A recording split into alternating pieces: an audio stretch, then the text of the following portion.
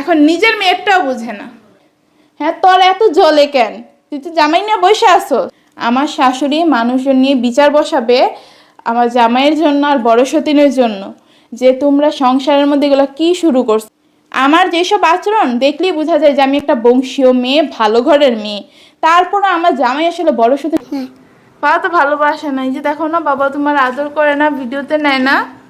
আদর করে আদর আলু খাবো, আমার বেদার চলেছে।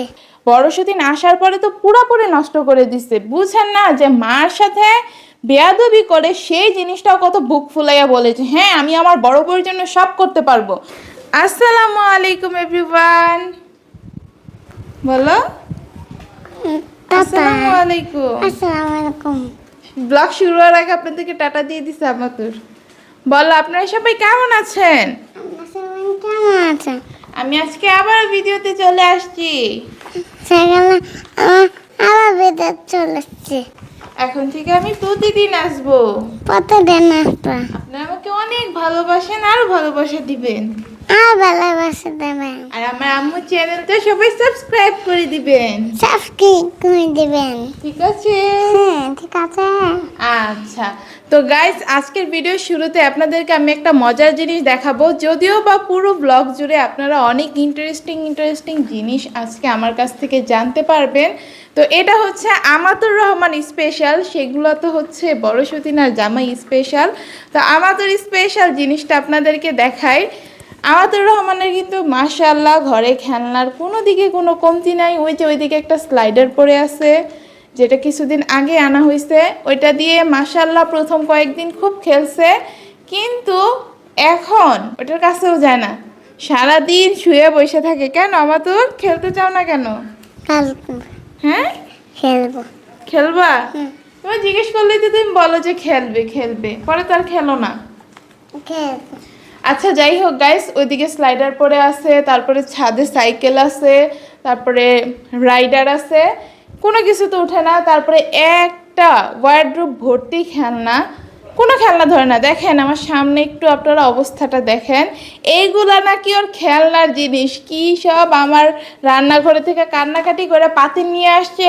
তারপরে এই যে গরম পাতিল রাখার এই কাপড়গুলা কি জানি বলে, এগুলারে বানাইছে চুলা, এটার মধ্যে দিয়া। তারপরে এই যে বার্গার দেয়, তারপরে এই যে ফ্রেঞ্চ ফ্রাই দেয়, এই যে চামচ আছে, এটা দিয়ে এইভাবে রান্না করে আবার এটা চামচ দিয়ে নিয়ে এই যে বাটির মধ্যে নিয়ে হচ্ছে সে তার পুতুলরে খাওয়াবে, নিচে খাবে, আমারেও খাওয়াবে। মানে ওদের ছোট্ট ছোট্ট পাতিলও কিন্তু আছে, ওই পাতিল ধইরাও দেখে না আমার এই বড় পাতিলই লাগবে। বললে কি বলে জানেন, যে তুমি যেই পাতিলে রান্না করো আমিও সেই পাতিলে রান্না করব।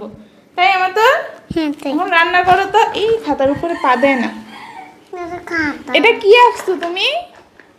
মাস্টার লাগছে। সবাইকে একটু দেখাও তো, এবার ধরে দেখাও যে দেখেন আমি একটা মনস্টার আঁকাইছি। বলো। আমার তো মাস্টার লাগছে। আচ্ছা যাই হোক, ক্যামেরাটা দেখলেন আমার তোর কথাবার্তার ধরনটা জানি কেমন হয়ে যায়। যাই হোক এখানে অনেক খেলনা আছে। আরেকটা মজার জিনিস তো আমি দেখাই নাই, দেখেন ঝাড়ুও নিয়ে বসছে খেলা করতে। ওই যে রান্না বান্না করার পরে সব কিছু নোংরা হয়ে যায়, আমার মেয়ে হচ্ছে এগুলার এভাবে ঝাড়ু দেয়। মানে ও খেলার ধরন দেখলে আবার পুরো মাথাটা নষ্ট হয়ে যায়, যে এগুলো কি খেলে ও। আমার তোর আমাকে রান্না করে খাওয়াও। আমাকে খাওয়াতেই চাও না। আম্মু দিন দিন শুকাই যাচ্ছে, তুমি কি দেখছো না?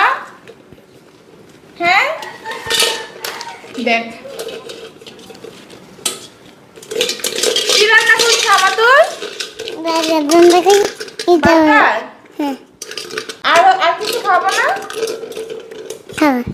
খাওয়া বার্গার আর কি খাওয়াবা? আলু খাবো। আলু খাওয়াবে গাইস। অনেক ইয়ামি হয়েছে। আলুটা অনেক ইয়ামি হয়েছে। তুমি এত ভালো রান্না শিখে গেছো। তুমি বড় হয়ে আমাকে রান্না করে খাওয়াবা? সত্যি সত্যি খাওয়াবা তো? নাকি বলবা আম্মু আমি কাজ করতে পারবো না, আমার হাতগুলো নষ্ট হয়ে যাবে, আমার এত সুন্দর সুন্দর হাত, এসব বলবা? না ও একটা ভালো মেয়ে। আসো আমার কাছে আসো, আমার পেট ভরে গেছে তো।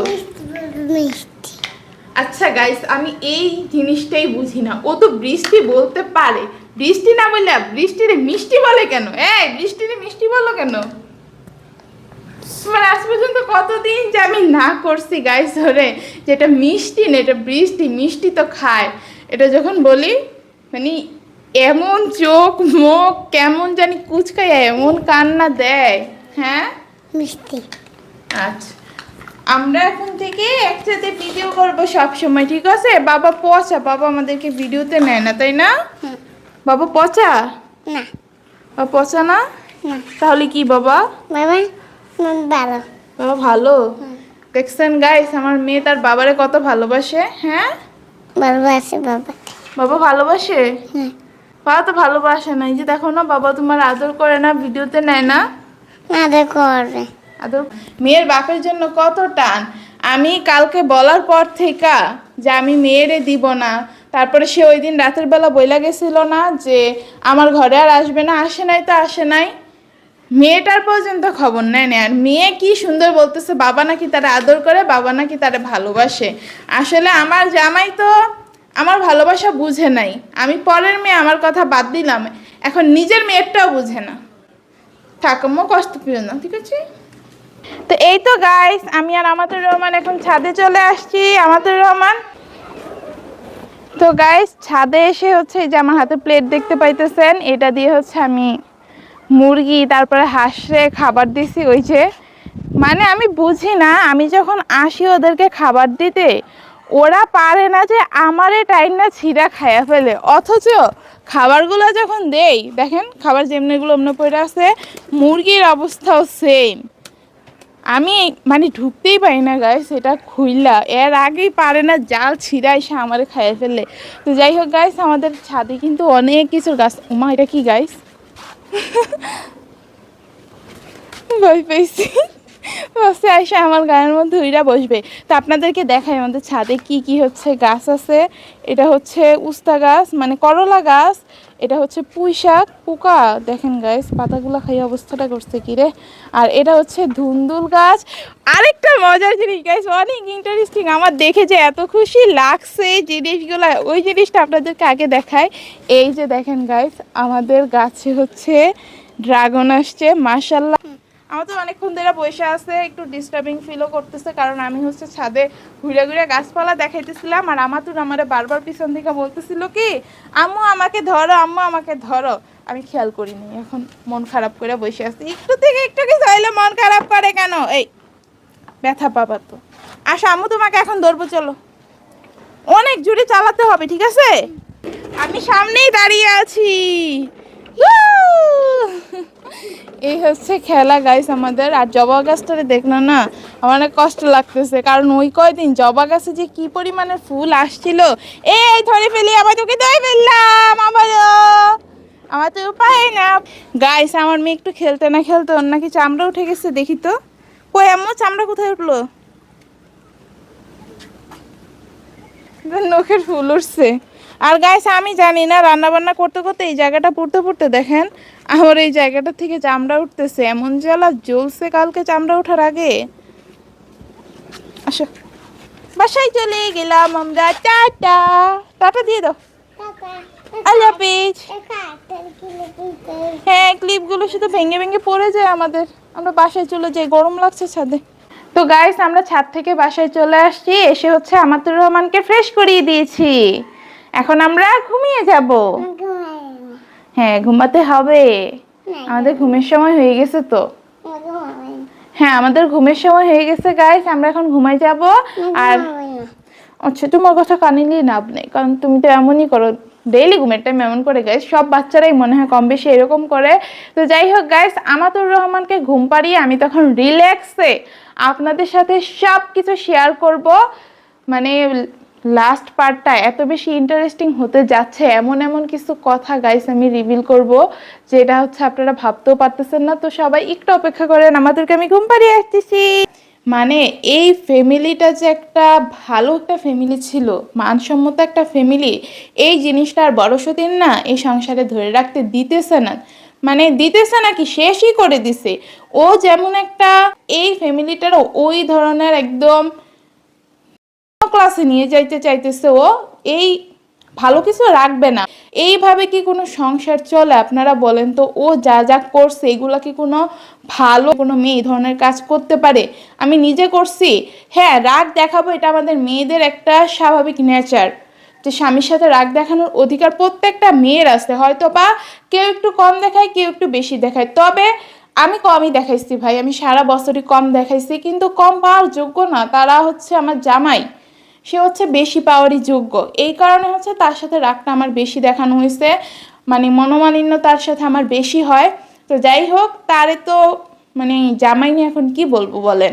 জামাই নিয়ে এখন কিছু বলতে গেলেও আমার মনে হয় কি রুচিতে বাধে, যে এই মানুষকে নিয়ে কি আমি কিছু বলবো, বলার পরে দেখবো যে মানে ওইটার একদম কাদা ছোড়াছুড়ির মতো অবস্থা বানাই ফেলবে। কাদা নাই, নিজে পানি ঢাইলা তারপরে মনে করেন যে ওই জায়গার মধ্যে কাদা বানায় কাদা ছোড়াছুড়ি করবে। আমার জামাইয়ের হচ্ছে এমন অবস্থা, কথাবার্তা যে কেমন ভাবে কি বলে কিচ্ছু জানে না। কথাবার্তার মধ্যে যে তার একটা সৌন্দর্য ছিল বা ম্যানার্স ছিল, সেটা আমার জামাই বড়শতিন আসার আগে তা যা একটু ছিল, বড়শতিন আসার পরে তো পুরোপুরি নষ্ট করে দিছে। বুঝেন না যে মার সাথে বেয়াদবি করে সেই জিনিসটাও কত বুক ফুলাইয়া বলেছে, হ্যাঁ আমি আমার বড় বউয়ের জন্য সব করতে পারবো। এমনকি ভিডিওতে তো বলে বলে যে আমি আমার বড় বউয়ের জন্য আমার মা বাপ সবার সাথে বেয়াদবি করতে রাজি, দরকার হলে আরো বেয়াদবি করব। এমনকি বাবা কেন বলছে সামনাসামনি সবাই বসা, যে তুমি এরকম কেন করতেছো, সেই জায়গায় পর্যন্ত বলে আমার বড় বউ এখন আমার সাথে আছেন, আমি এখন অনেক বেশি বেয়াদবি করব, খারাপ আচরণ করব। তো বুঝেন, এবং তারা যেইখানে যায় একটা ভালো ফ্যামিলিরও খারাপ বানাই ফেলে, নষ্ট বানাই ফেলে। এটা বড় সতীন একদম জলযন্ত্র প্রমাণ দিয়ে গেল। আমি ভাই সবসময় দেখে আসছি আমাদের ওইদিকে যে সবাই মিলেমিশে অনেক সুন্দর করে থাকে। হ্যাঁ, টুকটাক সবারই ঝামেলা থাকে বউ শাশুড়ির মধ্যে, কিন্তু দুইজনে দুইজনের জায়গা থেকে যতটুকু পারে চেষ্টা করে, বিশেষ করে যে ছেলের বউ। কিন্তু বড় সতীনের তো এইসবের কোনো বালাই নাই। ও জামাই পাইছে, ওর জামাই থাকলেই হয়েছে। জামাই নিয়ে বোঝেন না, দরজা আটকে বসে থাকে। এগুলা কোনো ভালো মেয়েরা করতে পারে? আমি কথাটা বারবার বলতে বাধ্য হইতেছি, কোনো ভালো মেয়ের পক্ষে সম্ভব যে জামাই নিয়ে ঘরে দরজা আটকায় বসে থাকে? মানে আসার পরে আমার জামাই যে এত বড় বড় লেকচার দেয়, আমি নাকি হচ্ছে সতীন নিয়ে মিলেমিশে থাকার মতো কনসিস্টেন্সি আমার মধ্যে নাই। আমার মধ্যে ওই ধরনের কোনো ভালো মন মানসিকতা নাই যে আমি বড় সতীনটি নিয়ে সংসার করব। অথচ বড় সতীন, আমি এ কথাটা আপনাদেরকে বলি, আপনারা কি শুনেন না, না কি করেন আমি সেটাই বুঝি না। তার বড় বউ আসার পরে কতটুকু চেষ্টা করছে সবার সাথে মিলেমিশে থাকার জন্য। এইটা যাতে সে আমার একটু বলে যে আমার বড় বউ তার জায়গা থেকে এই চেষ্টাগুলো করছে, এতদিন এত কিছু হওয়ার পরও চেষ্টা করছে।